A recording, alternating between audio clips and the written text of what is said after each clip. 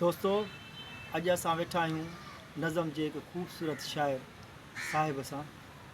साईं खां कुझु ॿुधंदासीं। नज़म आहे दोस्तनि जे इसरार ते। गुलाबनि जा चेहरा हटायो त साम्हूं विझी ॼार वारनि जा रोकियो न मूंखे। असां कई आहे दावा, असां हाम हईं आहे, तॾहिं परख थी आहे, सॼो आहे सूली। असां ॻाटु ऊचो खणी अॼु वञूं था, ज़माना तूं ॾिसजां ॾिजां शाहिदी। असांजे अज़म जे अॻियां लर्ज़ी वेंदा ही फायूं, ही फटका, ही मक़तल, ही कातिल, ही मकरूह चेहरा, ही पागल, ही जाहिल। पिया पाप सम्झनि हिते रोशनी खे, हिते ज़िंदगी खे, हिते हर ख़ुशी खे। न उसरण ॾियनि था, न निसरण ॾियनि था, तॾहिं हाम हईं आहे, तॾहिं ॻाल्हि कई आहे। न सुॾकी जीयूं था, न अहिड़े जीअण खे असां अॻु जियां का बि अहमियत ॾियूं था। तॾहिं मेहंदी लाहे, तॾहिं गाना पाए, असां दार पंहिंजे चपनि सां चुमूं था। असांखे न रोकियो, असांखे न रोकियो, गुलाबनि जा चेहरा हटायो हटायो, विझी ॼार वारनि जा रोकियो न मूंखे।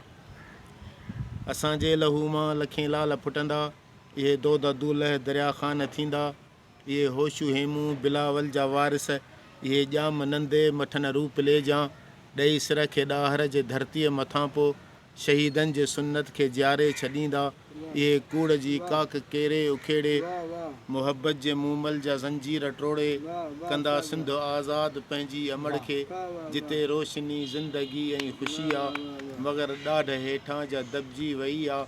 न महफ़ूज़ इज़त ऐं अज़मत रही आहे, हिफ़ाज़त न गंजी न कंहिंखां बि थी आहे। तॾहिं सिर जी बाज़ी असां आ लॻाई, तॾहिं सेज सूली असां आ बणाई। न लर्ज़िश असांजे अज़म में अचे थी, न लर्ज़िश असांजे क़दम में अचे थी, न लर्ज़िश असांजे भरम में अचे थी। अचे थी त जुंबश कलम में अचे थी। जॾहिं खां ई आवाज़ु यारो ॿुधो आहे, त सूली संवारण जो वारो मिलियो आहे, तॾहिं खां असांजो अज़म हौसलो ई बुलंद खां बुलंद ई थियो आहे। मां सम्झां थो पंहिंजी वॾी ख़ुशनसीबी जो मूंखे शहादत जो मौक़ो मिलियो आहे।